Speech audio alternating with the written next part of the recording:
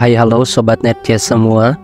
Pada video kali ini saya akan mengulas pertandingan catur yang sangat brutal dalam event Marrakech Memorial tahun 1997.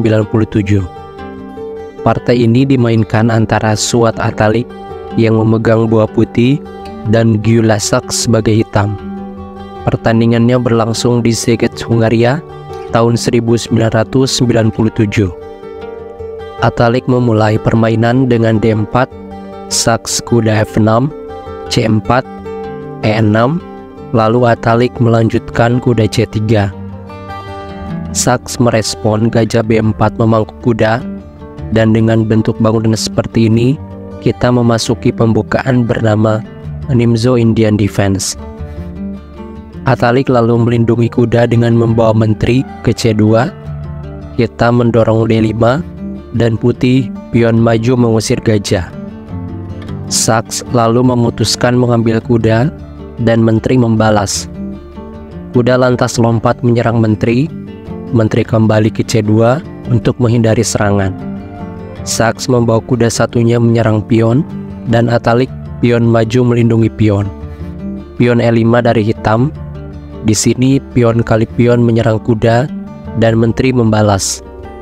Gajah lalu dibawa meluncur menyerang menteri, dan menteri menghindari ancaman dengan melakukan skak di A5. Di sini Atalik menutup skak dengan pion. Kuda langsung saja pukul pion mengancam discover skak. Atalik mengabaikan dan lanjut menteri pukul kuda. Saks lantas membawa kuda menyerang raja dan benteng, juga double skak dari menteri. Jadi terpaksa raja bergeser ke E2 untuk menghindari skak. Di langkah ini Saks belum tertarik memukul benteng, tetapi menteri E1 merangsek masuk menyerang raja. Raja dipaksa naik ke F3 dan barulah kuda pukul benteng. Atalik menyelamatkan gajah dengan berbalik menyerang kuda, lalu Saks mengamankan raja dengan rokade pendek. Raja putih bergeser ke G3 menghindari skak menteri di D1, lalu diikuti raja hitam juga bergeser ke H8. Sepertinya menyiapkan tempat untuk benteng membayangi raja putih ya. Atalik melanjutkan dengan pion kali pion, direspon gajah mengajak pertukaran. Di sini Atalik tidak menerima tawaran ya, karena jika gajah pukul gajah dan pion membalas, maka benteng sudah sangat siap membantu menteri menyerang raja putih. Jadi di posisi ini Atalik mengabaikan pertukaran dan lanjut kuda naik F3 menyerang menteri. Tentu saja ini langkah pengorbanan benteng ya. Lalu apakah ini langkah blunder? Jelas ini bukan langkah blunder ya teman-teman. Kita lihat setelah menteri rakus ini memakan benteng, posisinya sangatlah buruk. Karena di sini menteri masuk perangkap dan terkurung. Dan tentu saja menteri sangat pasif, tidak bisa melakukan serangan. Kalau di sini menteri mau keluar dari perangkap, at least harus melakukan dua gerakan ya, dan itu membuang tempo. Setelah menteri kali benteng, putih membawa kuda ke G5 memberi dukungan menteri untuk melakukan skak mati A7. Jadi pion terpaksa maju menggagalkan ancaman.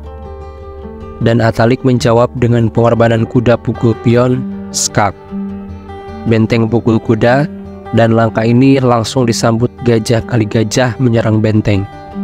Benteng dibawa menghindar ke G7, dan Atalik memainkan langkah cerdas, gajah menyerahkan diri ke F7. Lihatlah teman-teman, ini pilihan sulit ya buat hitam, karena mau tidak mau bentengnya akan segera hilang. Kita buktikan. Jika di sini benteng tidak mengambil gajah, misal menteri ke D1 mencoba untuk kabur dari perangkap, maka pion akan maju dan memangku benteng. Jadi pada posisi ini, benteng langsung saja kali gajah, dan pion maju discover skak dari gajah, serta discover attack pion menyerang benteng. Raja bergeser ke G8, dan di sini bukan pion kali benteng, tapi menteri berbaris di diagonal gelap bersama gajah. Tentu untuk tujuan yang sangat jelas ya, yaitu skak mati H8. Jadi raja buru-buru bergeser dan barulah pion kali benteng. Di sini raja membalas kali pion dan menteri D7 mengakhiri permainan. Di posisi ini, Saks menyerah karena dalam 4 langkah lagi rajanya akan kena skakmat. Misal kalau permainan sampai dilanjutkan, jika di sini raja menghindar, dia hanya memiliki 2 petak pelarian, ke F8 atau ke G8. Jika ke G8, tentu skakmat 1 langkah ya dengan menteri ke G7.